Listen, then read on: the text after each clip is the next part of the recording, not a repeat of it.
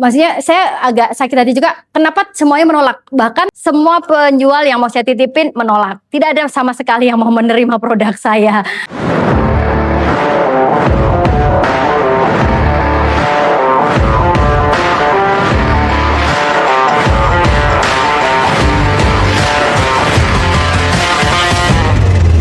Hai, Assalamualaikum. Perkenalkan, saya Wida. Inilah cerita di balik kemasan bersama brand saya Pecel Berkah.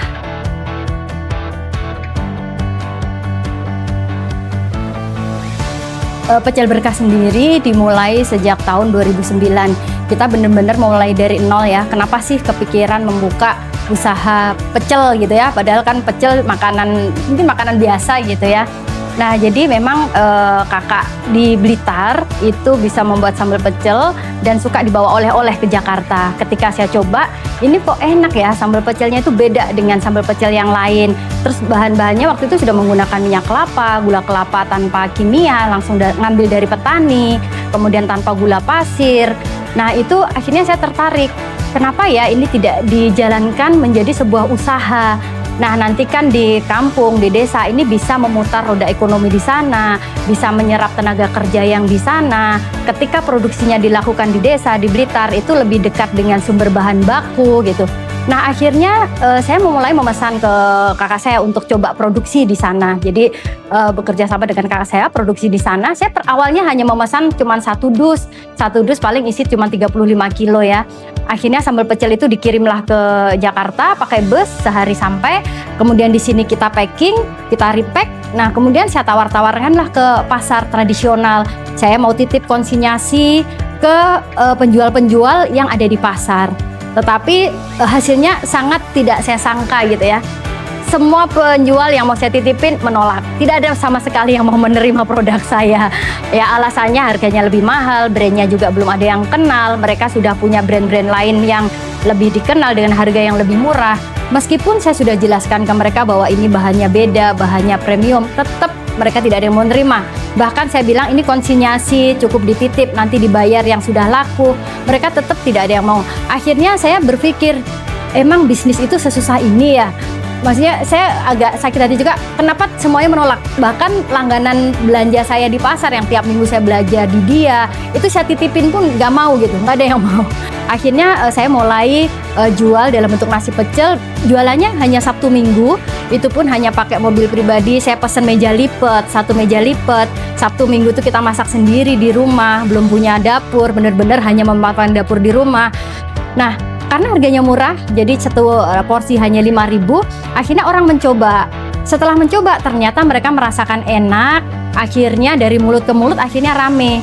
Nah, dari situ muncul kepercayaan diri saya bahwa proven nih sambal pecel saya ini diterima oleh masyarakat, lidahnya banyak yang suka. Nah, jadi kenapa kita namanya Pecel Berkah? Karena memang produk utama kita yang dijual adalah pecel, dan kita namain Pecel Berkah supaya produk kita itu bisa bermanfaat dan membawa berkah buat semua ya. Nah, tetapi setelah dengan berjalannya waktu yang usaha ini berkembang, kemudian sampai masuk ke menjadi restoran.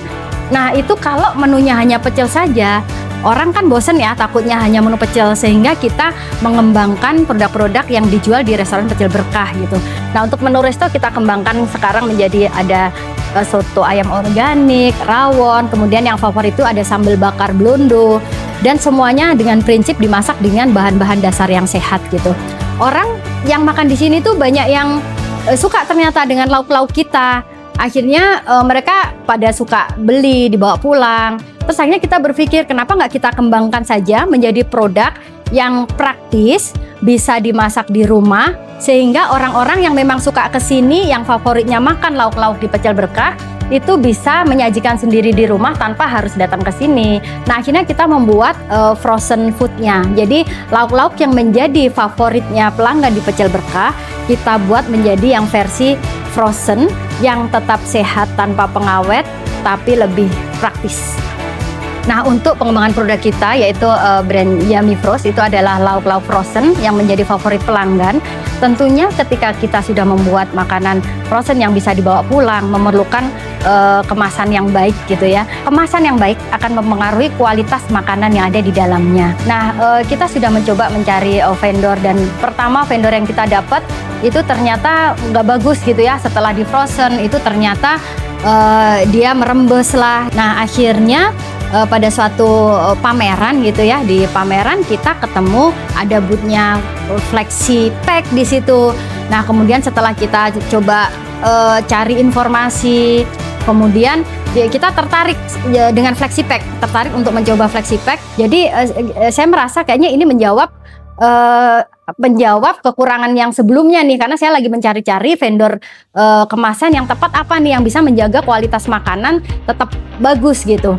Kelebihannya lagi untuk Flexi Pack, kita untuk UMKM itu pemesanan tidak harus banyak, karena maksudnya kita UMKM itu kan nggak bisa juga kalau sekali pesen langsung banyak, apalagi untuk tahap awal mencoba gitu ya. Kalau langsung ribuan kan kita sayang, nanti kalau ternyata sudah cetak ternyata hasilnya nggak bagus, atau kita harus ganti desain kemasan, karena pada saat kita mencari kemasan itu kita lagi memproses juga izin edar BPOM, memproses juga sertifikasi halal, sehingga nanti kan mungkin ada perlu tambahan-tambahan gitu.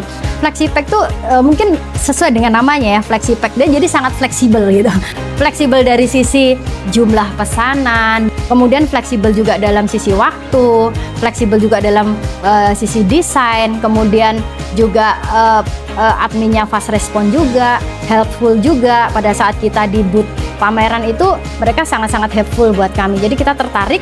Nah, akhirnya kita saat itu langsung mencoba, dan pada saat di pameran juga ada diskon gitu ya, jadi membuat kita lebih tertarik lagi untuk mencoba. Dan kita mencobanya nggak cuma satu desain, kita waktu langsung mencoba 5 desain, kita coba masukkan semua gitu. Jadi dari sisi tampak dari luar itu eksklusif, kemudian dari sisi kualitas juga bagus, beda dengan yang vendor kami sebelumnya. Nah, itu semuanya tersolusikan oleh Flexi Pack. Ya, sebagai ini ya entrepreneur mati gitu ya atau usaha perempuan yang menjalankan usaha itu mungkin sarannya mulailah dari yang kecil gitu ya. Mulai dari yang kecil, jangan langsung berangan-angan langsung besar gitu, karena nanti kalau berangan langsung besar itu nanti kalau jatuh juga pasti langsung sakit banget gitu ya. Jadi mulailah satu langkah kecil yang bisa dilakukan saat ini apa, dan itu take action. Produk saya sudah berhasil naik kelas bersama Flexi Pack. Sekarang giliran kamu. Flexi Pack, be a $1 million brand.